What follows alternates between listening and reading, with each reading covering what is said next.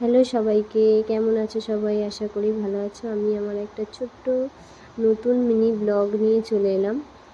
যেহেতু এখন আমি আমার গ্রামের বাড়িতে আছি, তাই আমি আমার শাশুড়ি মাকে নিয়ে ছেলেকে নিয়ে মাঠেতে শাক তুলতে গিয়েছিলাম। দেখো কত শাক তুলতে গিয়েছিলাম, কিন্তু শাক তুলতে গিয়ে আমার ছেলে তো শাক তুলতেই দিচ্ছিল না। ও এত ছোটাছুটি করছিল, ছটফট করছিল। যেহেতু আমিও অনেক দিন পরে মাঠে এসেছিলাম, বিয়ের পর প্রথমবারই বলতে গেলে আমি মাঠে এসেছিলাম, তাই একটু ভিডিও করছিলাম।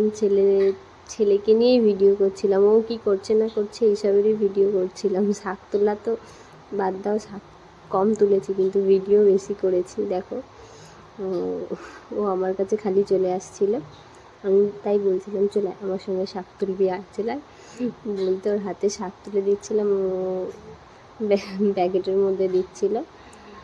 ওর সঙ্গে কাটানো মুহূর্তগুলো না আমার কাছে অনেক স্পেশাল, তাই চেষ্টা করি যতটুকু ওর সঙ্গে কাটানো